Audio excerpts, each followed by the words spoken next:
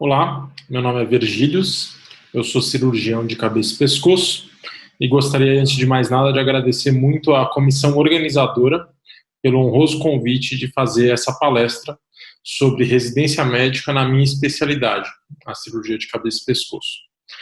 Eu sou formado na Universidade de São Paulo, tanto a graduação quanto a residência médica em cirurgia geral, quanto a residência médica em cirurgia de cabeça e pescoço. E como conflito de interesse, eu declaro que eu sou professor e coordenador da cirurgia da empresa Sanar e também sou assistente do Hospital Universitário da USP.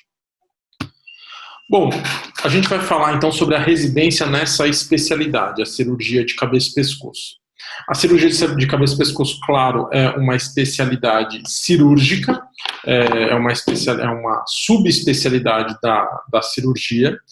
Ela é vinculada no Brasil à Sociedade Brasileira de Cirurgia de Cabeça e Pescoço, sociedade que foi fundada no ano de 1967, e ela tem o escopo de tratar as doenças benignas e malignas que acontecem nessa topografia, da clavícula até a base do crânio.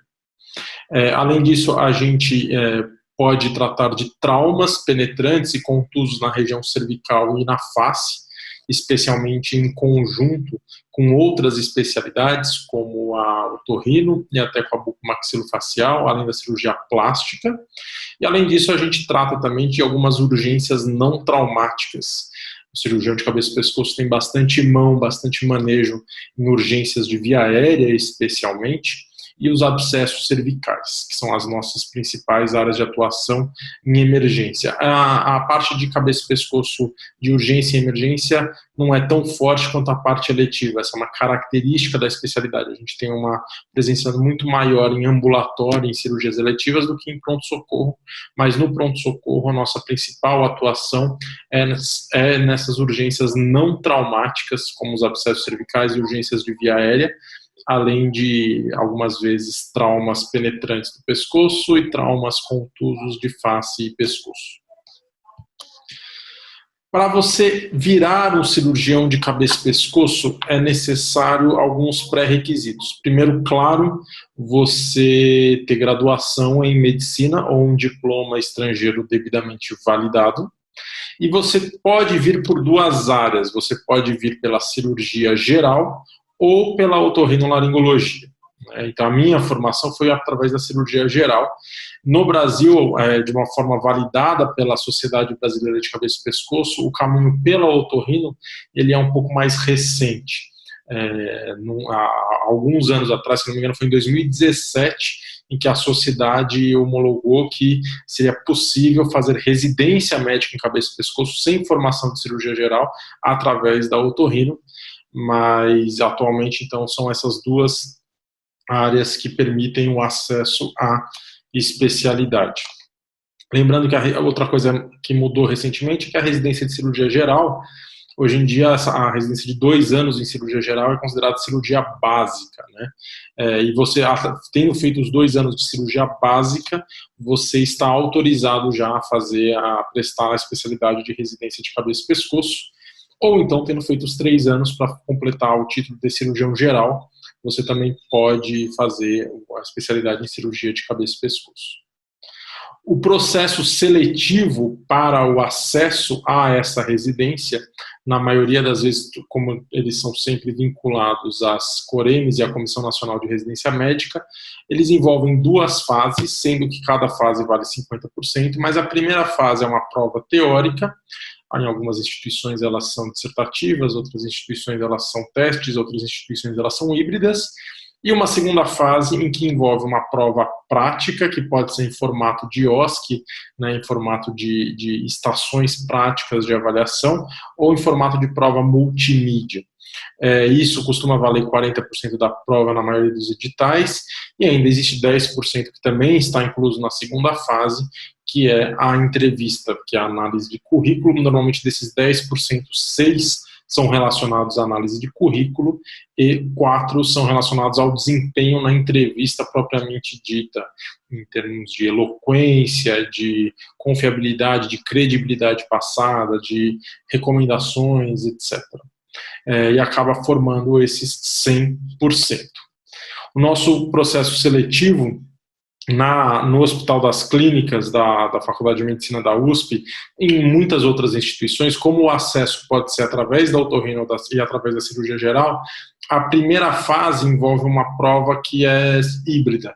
50% do conteúdo é o conteúdo que favorece a pessoa formada na residência de cirurgia geral, então caem perguntas de cirurgia geral e das especialidades, cabeça e pescoço, vascular, plástica, cirurgia infantil, cirurgia torácica, e 50% da prova é sobre questões de otorrinolaringologia. Normalmente, essas questões de otorrinolaringologia são questões que são pertinentes para a prática do cirurgião de cabeça e pescoço. Então, questões sobre doenças benignas de laringe, anatomia da laringe, anatomia da boca, estomatologia, lesões benignas da boca, normalmente não são questões que cobram, por exemplo, audiometria ou doenças do ouvido, coisas que não tem muito a ver com o escopo do cirurgião de cabeça e pescoço. Mas isso é mais no Hospital das Clínicas, eu não consigo falar por todas as outras instituições. E a segunda fase no Hospital das Clínicas da Faculdade de Medicina da USP é uma prova de cirurgia de cabeça e pescoço, caem questões de cirurgia de cabeça e pescoço, claro que adaptadas ao público, então são pessoas que não têm ainda formação da especialidade, mas cobrando o que uma pessoa no primeiro dia da residência de cirurgia de cabeça e pescoço deveria saber dominar. Então, avaliar clinicamente um paciente, saber interpretar exames complementares, saber os estadiamentos, saber algumas coisas básicas de técnica operatória, como, por exemplo, os reparos anatômicos para identificação do nervo laringeu recorrente, do nervo facial, detalhes de anatomia de um esvaziamento cervical, coisas que no primeiro dia lá, quando você for residente, você vai entrar numa cirurgia, o assistente vai te perguntar, e se você não souber, você provavelmente não opera. Então, essas coisas costumam cair na prova da segunda fase de cirurgia de cabeça e pescoço lá no Hospital das Clínicas. A residência propriamente dita, ela envolve 2 anos, né? Então, se você fez otorrino, você tem 3 anos de otorrino e mais 2 anos de cabeça e pescoço. Se você fez cirurgia geral, cirurgia básica, você faz 2 anos de cirurgia e 2 anos de cabeça e pescoço. E se você fez cirurgia geral, geral mesmo, não a básica, você faz 3 anos de cirurgia geral e 2 anos de cabeça e pescoço. Então, depois dos 6 anos de faculdade, você ainda tem pelo menos 4 anos, então dá uma formação total de 10 anos até você terminar como especialista formado como cirurgião de cabeça e pescoço. Segundo a Coreme, a carga horária de residência médica é de 60 horas por semana, e somando isso vezes 104 semanas, que são 2 anos, dá 6.240 horas de carga horária como residente de cabeça e pescoço. A escala hierárquica, toda residência tem uma escala hierárquica, toda residência cirúrgica tem uma escala hierárquica um pouco mais forte, e existe uma escala hierárquica também na residência de cirurgia de cabeça e pescoço, em que o topo dela é o professor titular, o chefe do departamento, depois nós temos os docentes e os assistentes, temos o preceptor. No Hospital das Clínicas, o preceptor, ele é um cargo que equivaleria nos Estados Unidos ao Chief Resident. Né? Ao final do último ano da residência, existe um concurso que, na verdade, está aberto para quem quiser prestar, mas normalmente quem prestam são os residentes do último ano, e daí tem uma vaga para preceptor que faz a ponte entre o corpo docente e o corpo discente, ou seja, faz a ponte entre os que ensinam e os que aprendem, entre os assistentes contratados, os residentes e os alunos. Eu tive a honra de exercer esse cargo de preceptor no ano de 2018, né, de março de 2018 até fevereiro de 2019. E durante esse período, o preceptor ele cuida de urgências e emergências, auxilia em cirurgias, ajuda a dar aulas, corrige provas, ele faz essa ponte aí didática, além de ter algumas atribuições administrativas. Mas preceptor é entendido em muitas outras instituições como parte do staff, como parte das pessoas contratadas pelo hospital responsáveis pelo ensino. Então, essa palavra de preceptor ela tem uma conotação particular no Hospital das Clínicas, que não é em todo lugar que tem exatamente essa conotação de um Chief Resident, de um R5, como seria, assim, uma pessoa que acabou de terminar a residência e fica com uma bolsa de preceptoria durante 1 ano, mas é assim que funciona lá. Daí nós temos os residentes do segundo ano, que são os R4, né, que a gente considera que é R1, R2 cirurgia geral, R3 e R4 de cabeça e pescoço. Os residentes do primeiro ano, que seriam os R3, desculpa que está errado, mas o residente do primeiro ano é o R3, o residente do segundo ano é o R4, me perdoem pelo erro aqui. E os residentes das áreas básicas também, então o residente da cirurgia geral, o residente da cirurgia da otorrino também roda no estágio da cirurgia de cabeça e pescoço. Existe um arquivo, que é um arquivo publicado no ano de 2019 pela Sociedade Brasileira de Cirurgia de Cabeça e Pescoço, que confere a matriz das competências do programa em residência médica de cirurgia de cabeça e pescoço, e eu usei muito esse arquivo, este documento, como base para fazer essa apresentação. Lembrando que competência é um produto de 3 elementos principais, né, que é conhecimento, habilidade e atitude. Como é um produto, nenhum dos 3 pode ser 0. Então, todas as coisas que a gente vai falar sobre competências aqui são coisas que envolvem ou conhecimento, ou habilidade ou atitude, ou mais de uma desses 3 elementos. E uma pessoa que seja 0 habilidosa, 0 de conhecimento teórico, ou 0 de atitude correta para um determinado assunto, ele tem 0 de competência naquele assunto. Então, basicamente, esse documento, ele lista as coisas em que você tem que ter um valor mínimo de conhecimento, habilidade e atitude para poder exercer a especialidade após a conclusão da residência médica em cirurgia de cabeça e pescoço. Então, aqui do documento, como objetivos gerais, eles citam como formar e habilitar médicos na área de cirurgia de cabeça e pescoço e adquirir as competências necessárias para realizar procedimentos diagnósticos, terapêuticos e cirúrgicos no ensino, na pesquisa e na assistência aos pacientes portadores de afecções congênitas benignas, oncológicas e urgências traumáticas e não traumáticas na cirurgia de cabeça e pescoço, e constituir competências para a educação continuada também em cirurgia de cabeça e pescoço, porque, como qualquer outra área em medicina, ela está em constante mudança, constante atualização, então é importante você manter a educação continuada após a formatura, após o término da residência. Daí ele faz uma lista enorme de objetivos específicos e depois de competências de cada um, eu acho que ia ficar muito enfadonho ficar listando uma por uma aqui, então eu coloquei em palavras-chave as coisas mais importantes. Os objetivos específicos são 16, então serão 4 slides de 4, também só os highlights. Então ele coloca como os 4 primeiros a avaliar os cuidados pré-operatórios, né? Então, a avaliação pré-operatória, os exames complementares que são pertinentes ao procedimento, a indicação e interpretação desses exames, então uma laringoscopia, uma tomografia, um estadiamento com ultrassom, com tomo, até a propedêutica armada, ou a propedêutica básica, né? O exame físico da boca é importante, os cuidados de pré-operatório. Normalmente, esses cuidados, uma pessoa que é formada, eu não consigo falar muito sobre a formação do otorrino, porque eu não tive essa formação de otorrino antes. O que eu consigo dizer é que uma pessoa formada em cirurgia geral, em uma instituição grande, teve muito contato com casos muito graves durante a sua residência, então essa parte costuma estar bem sólida numa pessoa que vem da cirurgia geral. Não tenho a menor dúvida que dos colegas que vêm da otorrino isso também é verdade, mas deles eu não posso falar, porque dessa formação eu não posso falar com propriedade sobre a otorrino, porque eu não participei dela.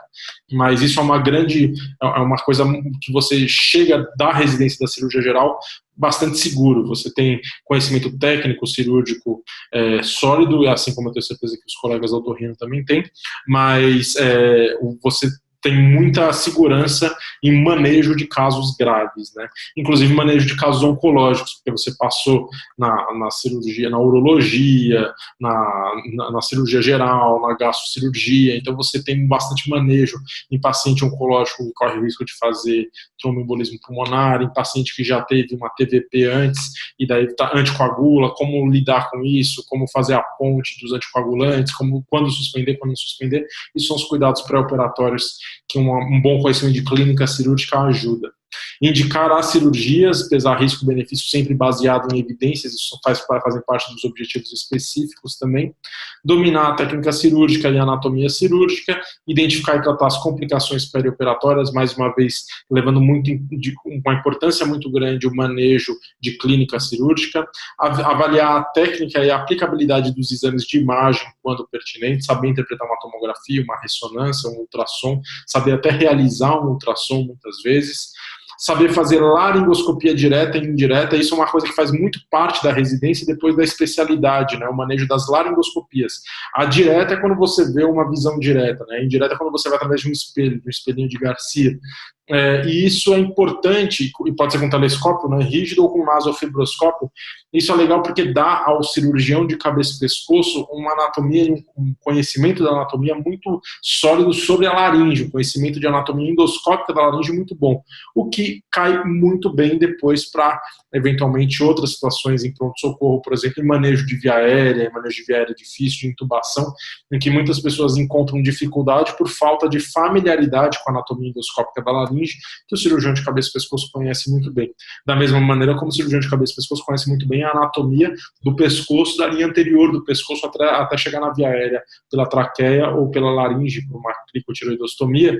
Isso também dá ao cirurgião de cabeça e pescoço uma segurança muito grande para emergências de via aérea, que são as situações de maior temor na maior parte dos médicos que trabalham com emergência, e o cirurgião de cabeça e pescoço, apesar de não ser um médico emergencista na sua base, ele consegue se virar muito bem, especialmente tendo uma formação básica, né, por exemplo, na cirurgia geral, ele consegue se virar muito bem porque uma das coisas que as pessoas mais temem, ele tem alguma tranquilidade em manejar, são justamente situações difíceis de via aérea. Conhecimentos das novas tecnologias, manejo de cuidados paliativos, produção de artigos científicos, apresentação deles no Congresso, isso é previsto, então, no documento que está na Comissão Nacional de Residência Médica, e alguns últimos objetivos mais humanos, aqui, então, executar tarefas de crescente complexidade, competências biopsicossociais para com os pacientes, ações em saúde para prevenção e desenvolver espírito crítico, tudo isso é previsto. Bom, e daí ele discorre sobre as competências do R3. Então aqui eu mostro uma foto de uma tiroidectomia que eu auxiliei quando eu era R4, um colega meu R3 muito habilidoso, que fez essa tiroidectomia, que é uma cirurgia de R3, né? Então aqui a gente vê o nervo laringeal recorrente passando pelo sulco traqueoesofágico, né? Para a gente se orientar, aqui está a cabeça do paciente, aqui está o tronco, isso aqui é medial, isso aqui é lateral, a gente está atuando então aqui na traqueia, linha média, e aqui o lado direito do paciente, e a gente vê no sulco traqueoesofágico, o nervo laringeal recorrente subindo, a artéria tiroidiana inferior cruzando o nervo laringeal recorrente aqui ligada, para a tireoide inferior, para a tireoide superior, e a glândula quase saindo já, só presa aqui na região do istmo, do lobo piramidal, pelo músculo cricotireoide, né? Mas então a gente vê direitinho aqui o músculo cricotireoide, o nervo entrando na laringe pela borda inferior do músculo cricotireoide. Tudo isso é conhecimento que um R3 tem que ter, do meio para o final da residência, ele tem que estar seguro em fazer isso, até em explicar isso, ensinar isso para alguém. Então tem que conhecer semiologia, avaliação de exames complementares, conhecimento de anatomia e de clínica, saber bem manejo de via aérea, inclusive muitas vezes o R3 é o primeiro a ser chamado numa emergência, ele está com o BIP lá, com o telefone de contato mais próximo, ele que tem que resolver as emergências de via aérea no primeiro momento até chegar alguém mais velho, fazer drenagens de abscesso, drenagens cirúrgicas no centro cirúrgico mesmo, biópsias de linfonodos cervicais, cirurgias da tireoide e paratireoide, cirurgia de doenças congênitas como o cisto do ducto tireoglosso ou o cisto branquial, e as cirurgias das glândulas salivares. São essas as principais cirurgias que um R3, né, que é o residente do primeiro ano da residência de cabeça e pescoço, ele faz, são essas as cirurgias. E o R4, então aqui fica uma diferença entre uma tireoidectomia que seria do R3 e aqui uma tireoidectomia que seria do R4. Então o tumor de tireoide avançado que invade a clavícula, invade a veia subclávia, invade a veia jugular interna que foi ligada. A veia subclávia foi feito um shaving aqui da clavícula, a jugular interna e o músculo esternocleido foram ligados, então aqui a gente vê a carótida, o músculo escaleno, o nervo frênico, a artéria subclávia passando aqui por trás do músculo escalênico, a veia subclávia, a traqueia toda dissecada com a tireoide já ressecada, o músculo cricotiroideu aqui bem evidente, e aqui a laringe já bem evidente. Então essa é a diferença de uma cirurgia de R4, essa aqui de R3 para uma cirurgia de R4, isso aqui já seria uma cirurgia de R4, que envolve envolve um conhecimento profundo para fazer esvaziamentos cervicais, para fazer câncer de boca, câncer de faringe, câncer de laringe, que quase sempre envolvem ressecções amplas, complexas, com esvaziamento cervical associado. Tumores de maxila também, então as maxilectomias parciais ou totais, pois interação de órbita, eventualmente. As cirurgias de base de crânio, às vezes as cirurgias crâniofaciais. Saber detalhes sobre reconstrução com retalhos locorregionais é importante também. E tem uma base importante de orientação aos residentes menos experientes. Então, não é infrequente que parte do seu treinamento como R4 é ensinar um R3 ou um R2 a operar, claro que sempre sob supervisão de um assistente mais velho, mas muitas vezes esse assistente mais velho, mais experiente, ele fica lá na posição de segundo auxiliar na cabeceira e deixa o R4 ir orientando o R3, ele vai dando uns palpites lá, claro que com bastante bom senso para não haver nenhuma intercorrência, mas isso é importante para o desenvolvimento, né? Porque quando você sabe explicar bem uma cirurgia, quer dizer que você entendeu ela completamente e consegue e tem tranquilidade para orientar uma pessoa menos experiente. Depois da residência, algumas oportunidades profissionais que aparecem, uma delas lá no HC é a preceptoria, né, uma vaga por ano normalmente, mas você pode acabar assumindo algum serviço de ambulatório e retaguarda em hospitais públicos e privados, instituição pública através de concurso, né, você pode fazer um vínculo a uma instituição pública como a que eu tenho atualmente no hospital universitário, que o meu vínculo no hospital universitário é como cirurgião geral, porém eu acabo conseguindo exercer muita coisa da minha especialidade graças à autorização da chefia, da diretoria do hospital, mas existem concursos específicos para a cirurgia de cabeça e pescoço também. Você acaba sendo convidado para auxiliar em equipes cirúrgicas de chefes e de assistentes do hospital, e consultório particular, que é uma coisa que você consegue fazer, você está plenamente apto a fazer desde o primeiro momento que você se forma, porque você teve muita experiência, muita vivência em casos muito complexos, né? No consultório particular, as cirurgias com maior frequência que um cirurgião de cabeça e pescoço faz são cirurgias da tireoide, cirurgias das glândulas salivares, biópsias de linfonodo e doenças congênitas. Mas de vez em quando tem algumas cirurgias maiores também, e daí acaba sendo legal você misturar um pouco as coisas. Então você tem um vínculo numa instituição pública ou numa instituição maior, em que você vai manter a mão de fazer cirurgias grandes, mas fazer seu consultório particular, sua vida particular também, é possível conciliar as duas coisas com grande tranquilidade.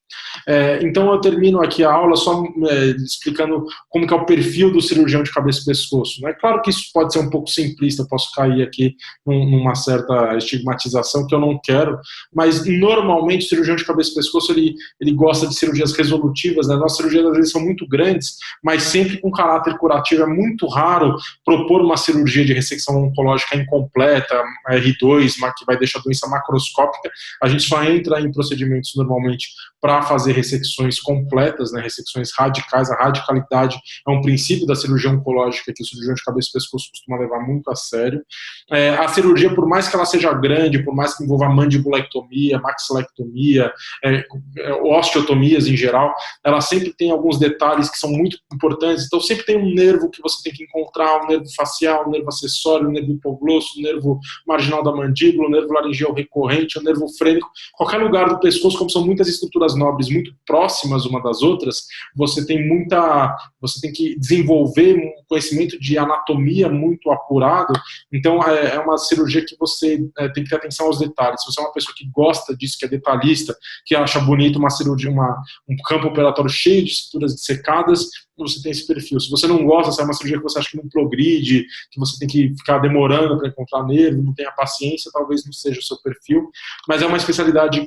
Todas elas têm uma técnica cirúrgica bonita, né, apurada, não estou falando mal das outras, mas é uma especialidade em que se preza muito por uma delicadeza, né, movimentos muito, abrir um houstage, né, um mosquito muito, de uma maneira muito ampla, já pode ser perigoso, você pode lesar uma paratireoide, o paciente pode ter alguma complicação por causa disso. Mais uma vez, uma especialidade para quem gosta de anatomia, né, porque é uma anatomia complexa, É uma especialidade diferente do que muitas pessoas pensam, é uma especialidade que tem grande diversidade. Porque apesar do feijão com arroz ser a tireoide, a biópsia de linfonodo que a gente realmente faz, da mesma maneira que o cirurgião do aparelho digestivo faz vesícula, o cirurgião urológico faz cálculo urinário, o cirurgião infantil faz hérnia, faz postectomia, o cirurgião de cabeça e pescoço, ele tem a sua cirurgia do feijão com arroz, que é a tireoide, que é uma cirurgia muito bonita, muito gostosa de fazer para quem gosta, justamente por essa atenção aos detalhes, etc.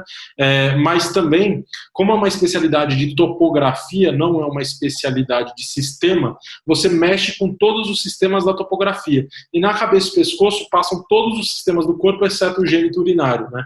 Então a gente faz cirurgia de tireoide e vai cuidar do sistema endócrino do paciente, cuidando do TSH, do T4, do cálcio, eventualmente cirurgias de paratireoide também você vai avaliar o cálcio, se o paciente tem hipercalcemia, hipocalcemia, como ele ficou depois da cirurgia. Você faz ressecções oncológicas da via aérea, da boca, da via digestiva, com reconstruções, você mesmo faz os retalhos de músculo peitoral maior, um retalho nasogeniano aqui do rosto para cobrir um defeito de um tumor de nariz, um retalho frontal indiano. Então você faz cirurgias endoscópicas da laringe, você faz cirurgias abertas da laringe, você faz cirurgia robótica. Então tem muito campo, muita atuação de clínica e de cirurgia ao mesmo tempo. E essa diversidade é muito gostosa para aqueles que gostam daquilo. E como eu falei, é uma especialidade eminentemente eletiva. A gente tem algumas urgências, normalmente a urgência não é um passeio no parque, né? As urgências são muito aflitivas, porque são urgências que envolvem via aérea, sangramentos tumorais, abscessos cervicais grandes com mediastinite, muitas vezes. E então, quando tem urgência, o pau come, né? Mas a maioria das vezes os procedimentos são eletivos. Então, para quem quer uma vida um pouquinho mais regrada, com cirurgias eletivas, com menos plantão, é uma especialidade muito atrativa para isso. Era isso que eu gostaria de falar. Muito obrigado pela atenção, muito obrigado pelo convite. O meu e-mail e meu telefone estão aqui à disposição. Para quem quiser conhecer um pouquinho mais, conversar, qualquer coisa, a gente está sempre à disposição. Muito obrigado.